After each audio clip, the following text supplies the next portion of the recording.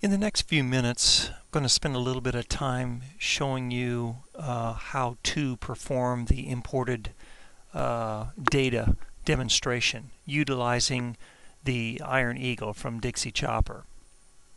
I've opened up the top level assembly, and what we want to do is change our display configuration to lift system. And what that'll do is turn on the actual framework and linkage that actually lifts up the lower deck. Now what we've done with this particular model is we've removed the hand or a mechanical lift system, and we're going to put on a motor that's going to allow you to move this deck up and down with the motor. Then what you want to do is you want to in place activate into the number 2 subassembly. So I'm just going to simply select the edit to in place activate into that assembly.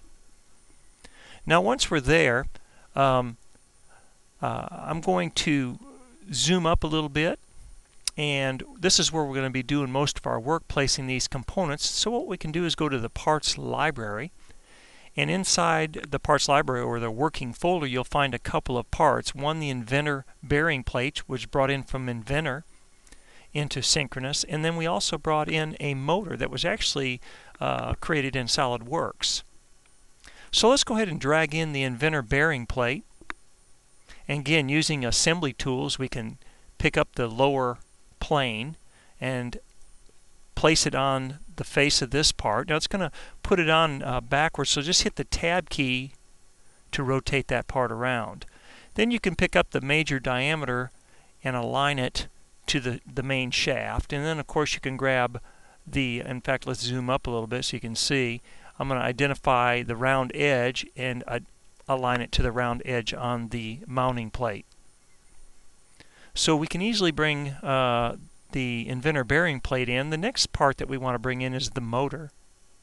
So I'll just drag it into the view. Again, I'm going to align the axis. If it brings it to where the square motor, this square electrical box is up in the front right here, then you want to hit a tab key, because what that needs to be is on the back left side. Then what you can do is zoom up, and you'll notice there's a keyway on the motor. If you get that bottom edge of that keyway and align it to the bottom edge of the keyway on the shaft, it'll put that motor in there exactly the way it needs to be. When we're done with those two relationships, what I've been doing is under the modified drag document, I can use the drag component command and just identify the motor and just move it over. Get it within, 10, 12, 15 millimeters of the Inventor bearing plate, the green part. Now once we get to that point, you can see that the actual motor mounting system is not going to work with the bearing plate.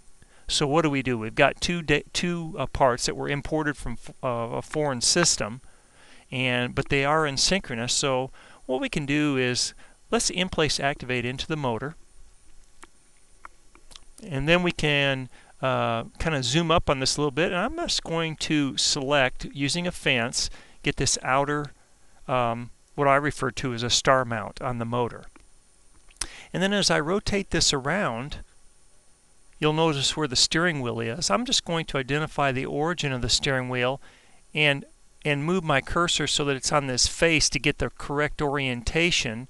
And then I'm going to hold my shift key down and I select the origin again, let go of the shift key, and now I can put it on that outside circle, this outside diameter here, and you notice it puts it right in the center on the outside face. That's exactly where I want it to be for a copy. So I'm going to use the Control-C to copy that information to the clipboard. Then I'm going to come over to my Pathfinder, and I'm going to go into the Activate the Feature Library tab.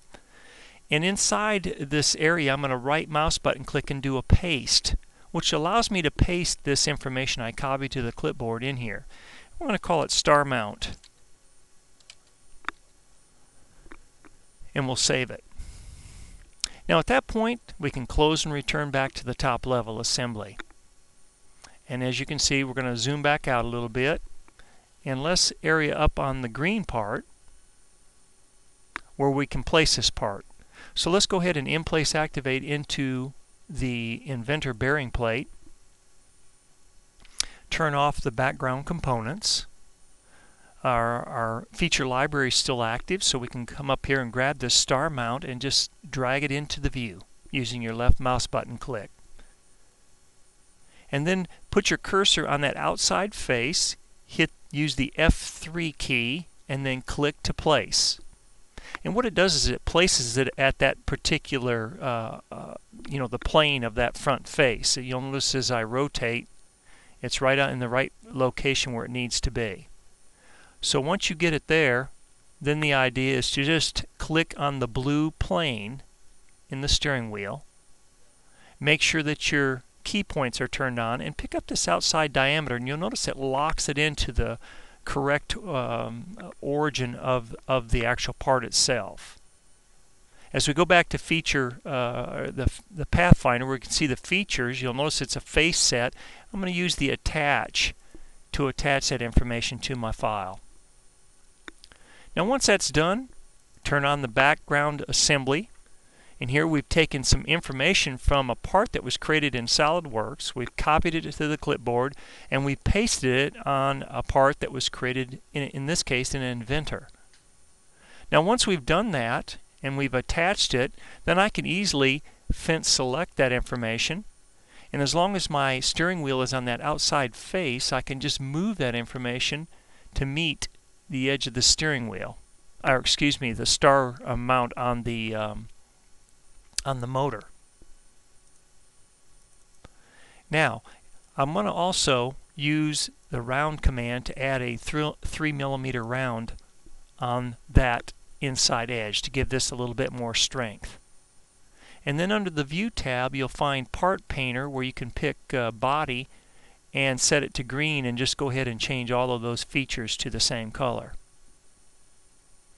Now when that's complete, I'm going to rotate the part up. I'm going to make a few more changes while we're in this part. It's in a synchronous part, so we can show you some of the capabilities that we have using live rules. I'm going to turn off the background components, and you'll notice that there's a round boss on each corner as well as a tab here. So I'm going to use the select tool and select that top face. Hit my space bar to get into the add remove selection mode and select this top face. I'm going to go ahead and auto hide Pathfinder at this point, and I'm going to identify the primary axis and just lift this up, and I'm going to bring it up about 8mm. You'll notice that Live Rules automatically detects planar faces and lifts them up at the same time. Then what I want to do is just select the top face of the boss and lift it up about, let's say, 4mm. When we're done with that, we can use the distance between command, again showing you some more functionality. We can surely lift up the geometry and move the geometry using Live Rules, but we can also use dimensions to control what we're using. A little bit more precision work can be done this way. And then as I select the 1.44 dimension, you'll notice that I can move that dimension up, and as I scroll with the wheel, or I can key in a value of, say, 3, and it's going to pick it up 3mm. I can, of course, I can lock this dimension, and if I still want to move it, I have that capability, but I'm going to leave it at 3. And then what I want to do is go ahead and identify the 5.56 dimension, and you notice that dimension is going to drive the locked dimension. So it just shows you a little bit of capability that we have with just the dimensioning alone, and we'll leave that at 5mm. And then what I'm going to do is just turn off the PMI. Now the next thing that I think is kind of neat is I can also rotate some views here, so I'm just going to rotate this a little bit and pick up this top face. I'm going to identify and put it right on the edge of the part. In fact, let's go ahead and get it right on the edge of the part there, and then I'm going to rotate this a little bit, use the shift key to rotate by identifying that blue plane. And you notice it rotates it so the torus is right on the side face of this part. I'll pick up my primary axis to the top and then select the torus. Before I select the torus, you want to uncheck the planar option. And then you'll notice that I can rotate the view here. Now by picking up that small round boss a few minutes ago and picking up 3 or 4 millimeters, it gives us a little bit of space to add some angle to this. So we'll go ahead and do that, and you can see how we can easily manipulate this data that was brought in that was just simply a part copy. So what I'm going to do is turn on the background assembly and go back up to the subassembly where we started all of this and added this geometry. Then what I want to do is do one more edit for you. We're in the assembly or the subassembly where this framework was added. So let's go ahead and change our selection mode to face priority. And then I'm going to identify the center hole, reset my live rules, and turn off coplanar axis. And then I'm going to hit the space to get into the add remove geometry again and select this outside diameter. So now I've got the hole and this outside, or radius, excuse me, selected. Then I'm going to hold my shift key down and rotate this so that it's facing out 45 degrees, which would be 135 here. And I'm going to click to select to set that. And then all I have to do is identify the primary axis. And I suggest, it does take a little bit of time in this case because you're moving some geometry with several pieces, but move your cursor straight up out of the way so that you don't pick up any particular key points. And then you'll notice that the part will automatically highlight the faces that it's affecting in blue, which is also new in ST2. And it shows you what's being affected. And of course you can pause this if you want and rotate the part around to see what's being affected. But you'll notice how we can modify the tab and the rounds and the entire model. And so we'll just move it out about, say, 4 millimeters. So again, bringing in imported data from other systems and being able to very easily manipulate it. And we were easily able to add a motor drive system for the deck, lifting up the deck assembly. With that, this completes this particular demonstration. Hopefully it'll help you get through it a little bit easier.